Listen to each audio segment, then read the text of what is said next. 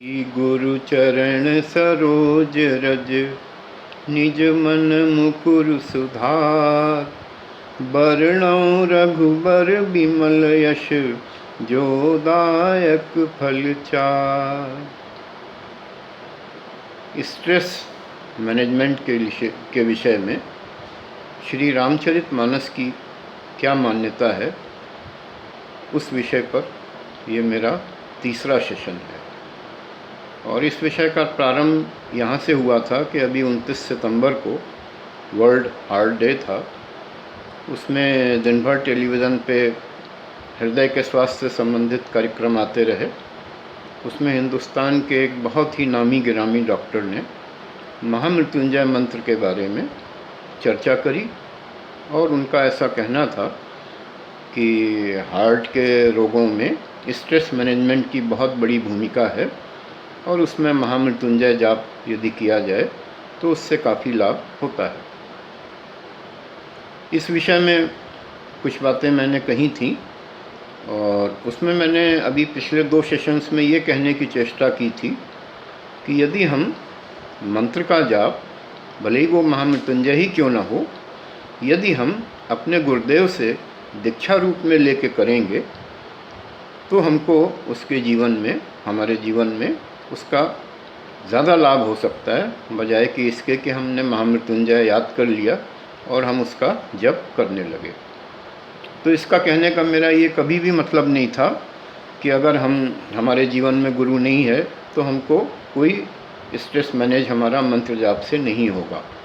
होगा, ज़रूर होगा और काफ़ी हद तक होगा, किंतु उससे जितना मात्रा में हमको लाभ मिलेगा उससे कई गुना हमें जीवन में लाभ मिल सकता है यदि हमारे जीवन में गुरु भी हो। और उसमें हमको कुछ अपना मेंटल फ्रेम भी चेंज करना पड़ेगा।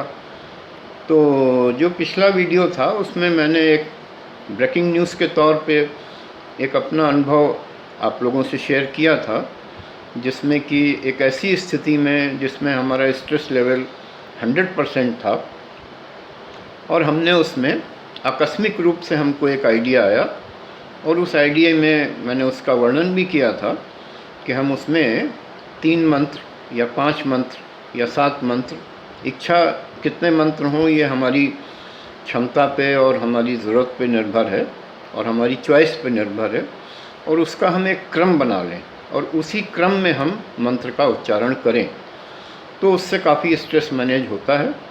और मैंने अपना अनुभव ये भी शेयर किया था कि उस स्थिति में मेरा स्ट्रेस बहुत मैनेज हो गया था, लगभग 0% हो गया था मेरा स्ट्रेस।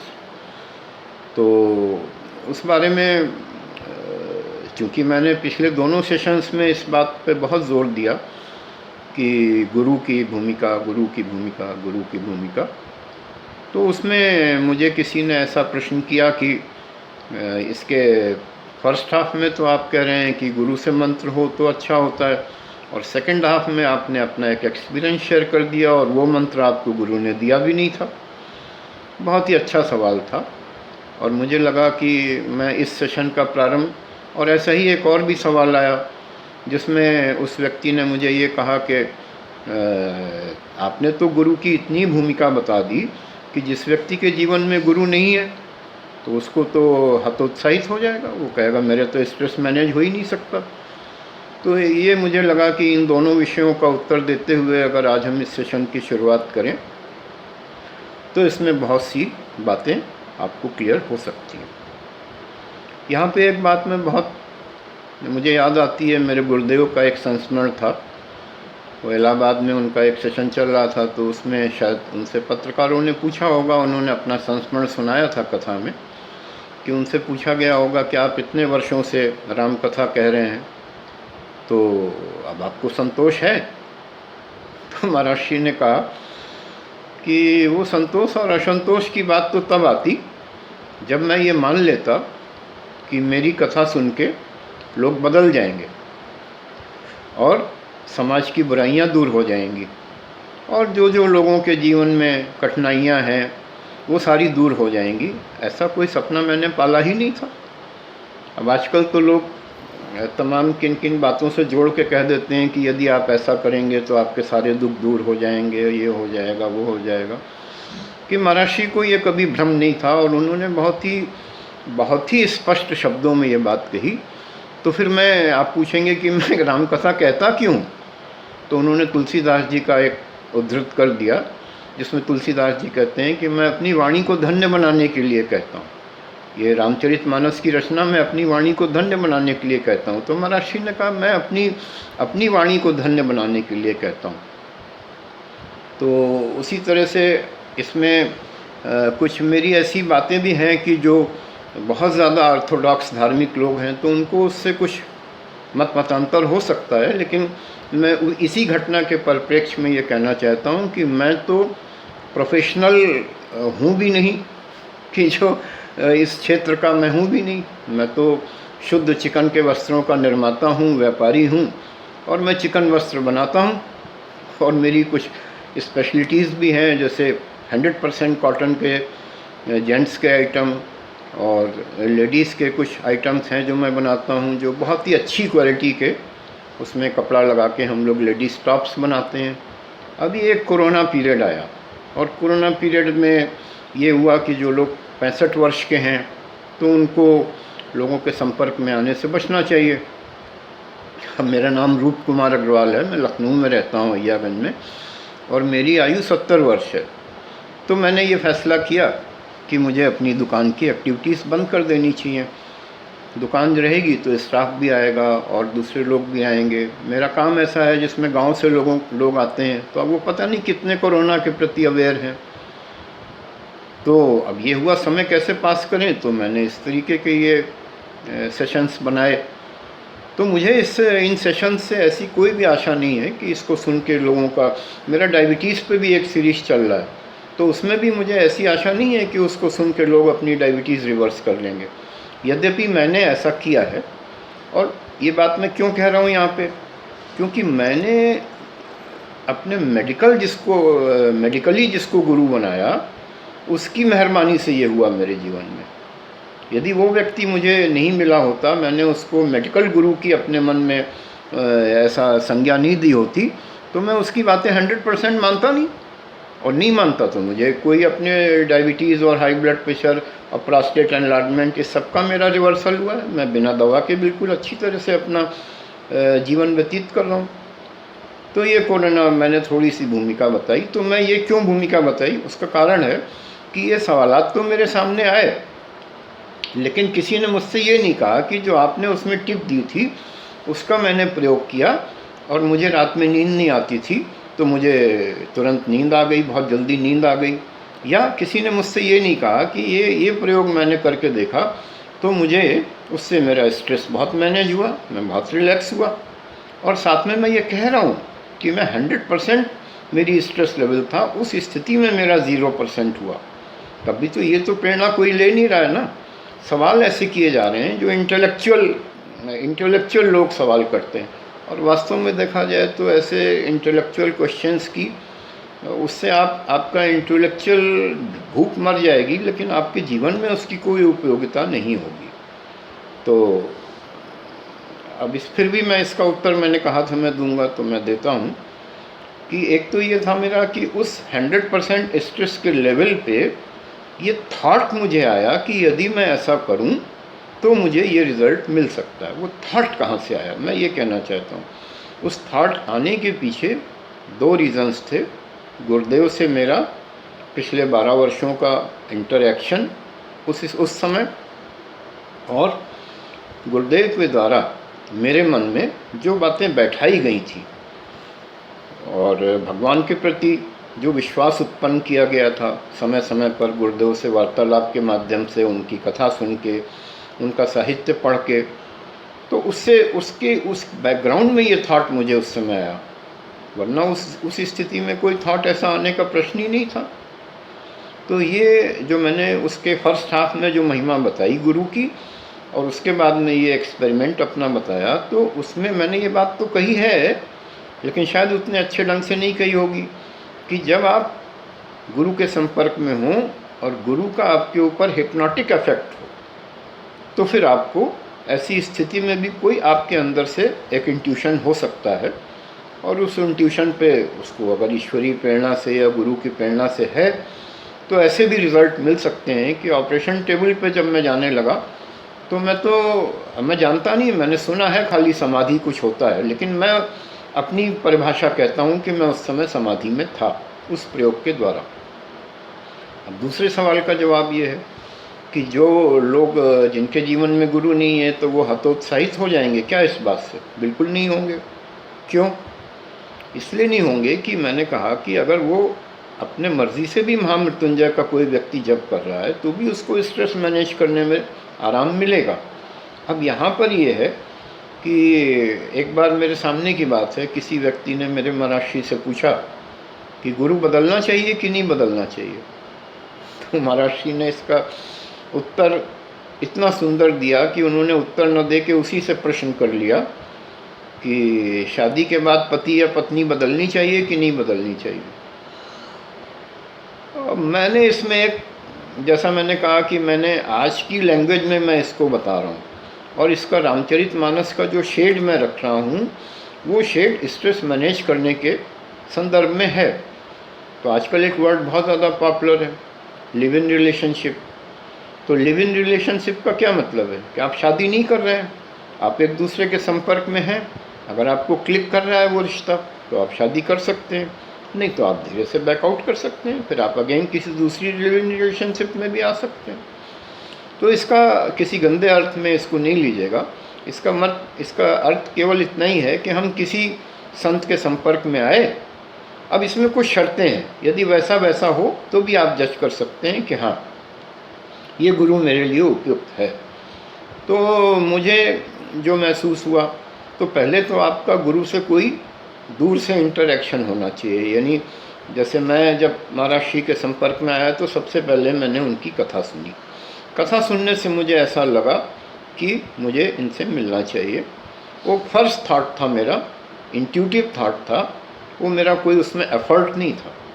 और मैंने जो अपने पिछले, अगर आप लोगों ने मुझे लाइक किया है या सब्सक्राइब किया है या मेरा बेल दबाया हुआ है तो आपको मेरे पिछले वीडियोस में मिल जाएंगे। तो आप उसमें देखिए, मैंने एक जगह जिक्र किया है कि अशोक वाटिका में जब हनुमान जी गए तो सीता जी का उनसे पहले सत्संग नहीं हुआ, पहले हनुमान जी उनको कथा सुना रहे हैं। कथा सुन के जब सीता जी को ऐसा लगा तब उन्होंने हनुमान जी से बातचीत शुरू करी। तो उसी तरह से आप किसी के संपर्क में आए, आपने उनको सुना या आपने उनको ऑब्ज़र्व किया, और अगर आपको ऐसा लगता है तो आप उनके संपर्क में आए। अब संपर्क में आने पे अगर आपका वो हार्मोन रिलीज़ हुआ, जैसे प्रेमी प्रेमिका जब एक दूसरे से मिलते हैं तो आप देखिए, नेट पे सर्च करिए क्या होता है, वो एक डोपामाइन रिलीज़ हो जाता है। या आप डोपामाइन नहीं समझते हैं तो आप ऐसे समझ लीजिए कि प्लेजर हार्मोन्स रिलीज़ हो जाते हैं।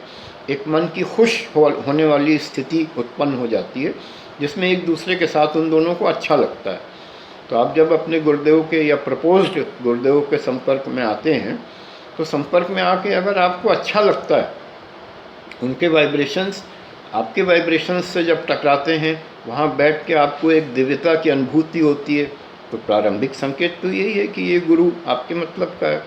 और आप मान लीजिए, एक उदाहरण के लिए, आपने गुरु के चरण स्पर्श किए और गुरु ने आपके सिर पे हाथ रखा, उस संत ने, आप अभी गुरु नहीं बना, उस संत ने आपके सिर पे हाथ रखा और आपको अगर उस समय एक दिव्य अनुभूति हुई, या मेडिकल लैंग्वेज में कह लें तो ऑक्सीटोसिन रिलीज़ हो गया। ऑक्सीटोसिन जो है वो स्पर्श से उत्पन्न होता है। तो वैसा अगर आपको हुआ तो आपका और कंफर्म हो गया कि हाँ भाई ये गुरु मेरे मतलब का है। तो इस तरह से अनेकों आप ऑब्ज़र्व करेंगे तो आपको खुद से समझ में आ जाएगा। और मैं भी जब अपने गुरुदेव से पहली बार मिला था तो 1991 में, उसके बाद मेरी दीक्षा का जो प्रसंग था वो 1992 में हुआ था। यानी एक साल मुझे ये लग गया था तय करने में कि ये मुझे अपना गुरु चेंज तो नहीं करना पड़ेगा। तो अब इसमें एक चीज़ और है कि इसमें स्ट्रेस का लेवल जो है वो किन लोगों में ज़्यादा होता है। तो इसमें जिन लोगों की ए टाइप पर्सनालिटी होती है उनको ज़्यादा स्ट्रेस की प्रॉब्लम होती है और उनका स्वभाव यही होता है। बाकी तो आप नेट पे सर्च कर सकते हैं कि ए टाइप पर्सनालिटी क्या होती है, लेकिन यहाँ चूँकि हम रामचरितमानस के संदर्भ में बात कर रहे हैं, तो आप मान लीजिए, देख लीजिए, दशरथ जी का उदाहरण ले लीजिए। तो दशरथ जी से जब कैकेयी ने 2 वरदान मांगे, तो आप पिछला दशरथ जी का बैकग्राउंड उठा के देखिए। तो जब उनको पुत्र नहीं हो रहा था तो उन्होंने अपने गुरु से डिस्कस किया, फिर उनको पुत्र हो गए, यानी गुरुदेव भी उनके बहुत कॉम्पिटेंट थे। वो उस क्षेत्र के यदि माहिर नहीं भी थे तो उन्होंने ऐसे संत से उनको मिला दिया जो पुत्र काम यज्ञ करा सकता है, जिसके द्वारा उनको पुत्रों की प्राप्ति हो सकती है। ये सब आपको रामचरितमानस में मिलेगा। तो उनको पुत्र प्राप्त हुए। अब बच्चों का नाम रखना था तो फिर वो गुरुदेव के पास गए, नामकरण संस्कार हुआ। अब आजकल तो नामकरण को, संस्कार को उस तरह से नहीं, अब तो जो नाम अच्छा लगता है उस पर ज़्यादा, और जो आजकल फैशन में नाम होता है उस तरीके के नाम रखे जाते हैं। लेकिन उस समय ऐसी परंपरा थी, और हम लोगों के समय तक भी ऐसी परंपरा थी। मेरा नाती हुआ तो तब भी ये मैंने परंपरा निभाई कि गुरुदेव बताएं कि इसका क्या नाम रखना चाहिए, यानी गुरुदेव को क्या इंट्यूशन हो रहा है कि भविष्य में इसको कैसा बनना है, तो वैसे गुरुदेव नाम रखते थे। और इसी तरीके से यानी आप देखेंगे कि दशरथ जी ने अपने पूरे कैकेयी का, जो कैकेयी ने 2 वरदान मांगे, उससे पहले तक दशरथ जी ने कोई भी काम वशिष्ठ जी से बिना पूछे नहीं किया। और जब उनके मन में ऐसा संकल्प आया कि भगवान राम राजा बने, राम राज्य हो, तो भी उन्होंने गुरु वशिष्ठ से पूछा। लेकिन आप देखिए कि यहाँ पे जब उनसे, अच्छा इसमें एक चीज़ और भी ध्यान देने की है कि वो, वैसे तो आप देखिए भगवान राम जो थे उनकी तो वो कौशल्या जी से उनका जन्म था, तो कौशल्या जी उनकी माँ थी। तो सबसे पहले तो दशरथ जी को जाना चाहिए था ना कौशल्या जी को इन्फॉर्म करने कि ऐसा ऐसा तय हुआ है और भगवान राम कल राजा बनेंगे, लेकिन वो कैकेयी जी के पास चले गए। उस विषय को मैं नहीं संपर्क करूंगा, यहाँ पे टच नहीं करूंगा, क्योंकि जो ज़्यादा ऑर्थोडॉक्स धार्मिक लोग हैं उनको शायद ये बात बहुत ही अखरेगी। मैं भी बहुत हिम्मत करके मैंने ये विषय टच किया है दशरथ जी का, और इसको भी मैं बहुत इशारे में आपके सामने रखूँगा ताकि किसी की धार्मिक भावनाएं आहत ना हो। लेकिन यहाँ पे मेरा आध्यात्मिक व्याख्या का ये शेड नहीं है इस सेशन का। मैं तो स्ट्रेस मैनेजमेंट के पॉइंट ऑफ व्यू से ये बातें कर रहा हूँ, लेकिन संदर्भ रामचरितमानस का है। तो कैकेयी के प्रति उनकी जो कैकेयी की सुंदरता थी उसके लिए विशेष आकर्षण था दशरथ जी के मन में, इसीलिए तो वो उनके वहाँ गए। और रामायण में चौपाई आती है, सांझ समय सानंद नृप गए कैकेयी गे, यानी लगभग वो शाम को 5-6 बजे, अब उसकी कोई एविडेंस मत ढूंढिएगा धर्म ग्रंथों में, लगभग शाम को 5-6 बजे वो कैकेयी जी के वहाँ गए। और फिर कैकेयी ने जब उनसे वरदान मांगे तो मेरे ख्याल से 7 बजे का समय रहा होगा। अब वहाँ पे क्या होता है कि, और जैसे मैंने बताया पिछले वीडियोस में कि स्ट्रेस तब होता है जब हम जो चाहते हैं वो ना हो, बस स्ट्रेस हो जाता है। और कोई चीज़ हम बहुत ज़्यादा शिद्दत से चाहते हैं और वो ना हो तो स्ट्रेस लेवल और ज़्यादा होता है। तो दशरथ जी तो बहुत ही स्ट्रेसफुली चाहते थे ना कि भगवान राजा बने, और भगवान राजा नहीं बनेंगे ये कैकेयी के वरदान से उनको क्लियर हो गया। वहाँ पे वो एक टाइप पर्सनालिटी दशरथ जी की प्रकट होती है। क्या कहते हैं वो चौपाई तुलसीदास जी ने लिखी है जो पूरी दुनिया जानती है, बच्चे बच्चे को भी मालूम है वो चौपाई, उस पर पिक्चरें तक बन चुकी हैं। प्राण जाई पर वचन न जाई पिक्चर भी बन चुकी है, तो इतनी पॉपुलर है ये चौपाई। और तमाम लोग जो ये टाइप पर्सनालिटी के हैं और अपने अहम को प्रदर्शित करते हैं, वो ये बात कहते भी हैं, समाज में भी कहते हैं, अरे जो मैंने कह दिया प्राण जाई पर वचन न जाई वो ज़रूर होगा। दशरथ जी के साथ भी यही हुआ। और ऐसे लोग बिल्कुल फ्लेक्सिबल नहीं होते, उनमें कोई एकोमोडेशन भी नहीं होता सामने वाले के लिए, और सामने वाले को भी वो उस तरह से कन्विंस करने में उनका ज़्यादा इंटरेस्ट नहीं होता।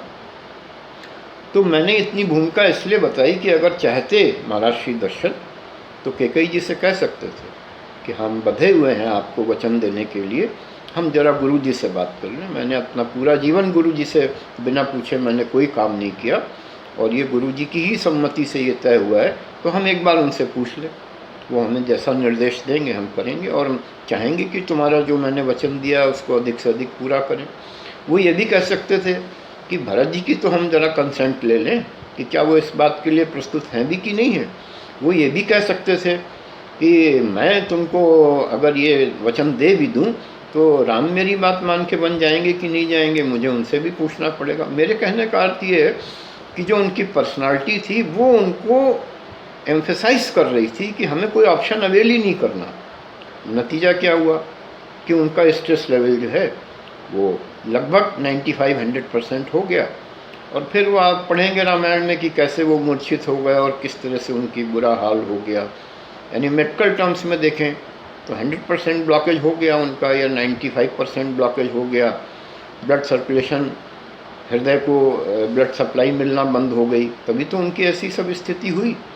अब यहाँ पे जो हम वो बात आपको बताने जा रहे हैं कि जो उस बड़े डॉक्टर ने कहा हार्ट के कि मंत्र जाप से रिलैक्सेशन होता है, तो वहाँ पे आप देखिए कि महाराजा दशरथ तो राम राम रट रहे हैं, तो उनको वो बेनिफिट क्यों नहीं मिल रहा है, उनकी स्ट्रेस क्यों नहीं घट रही है, वो वहीं पे क्यों रुकी हुई है, उनकी तबीयत इतनी ज़्यादा क्यों खराब हो गई?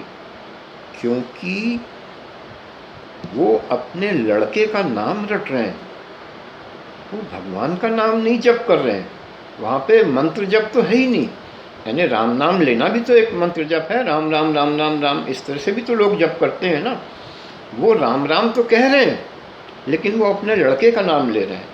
वहाँ पे ये कहीं वर्णन आपको नहीं मिलेगा किसी भी रामचरितमानस के किसी प्रसंग में या किसी दूसरी रामायणों में भी ये कहीं वर्णन नहीं मिलेगा कि वो राम का नाम एक मंत्र है ये समझ के वो मंत्र का जाप कर रहे हैं।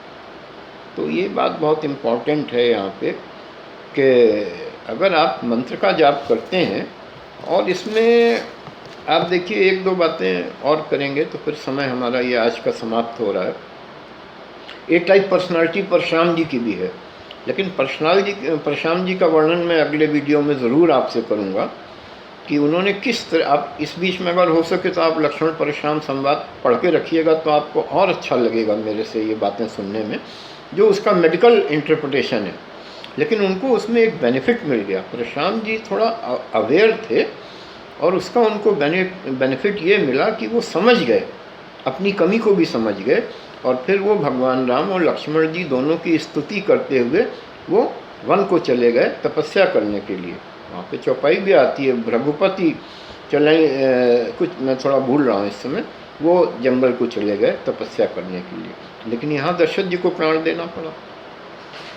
तो और दूसरा एक दो बातें और मैं कहता हूँ मंत्र के विषय में कि यूँ तो आप मंत्र महामृत्युंजय करें जैसा उन डॉक्टर साहब ने बताया, या कोई भी जो आपको मंत्र अच्छा लगे आप करें, लेकिन इसमें ऐसा कहा गया है जो बड़े बड़े संत महात्मा हमारे देश में हुए हैं, उन्होंने मंत्र जप के विषय में कहा है कि ये भाव के साथ होना चाहिए और जागरूकता के साथ होना चाहिए, विद भाव एंड अवेयरनेस।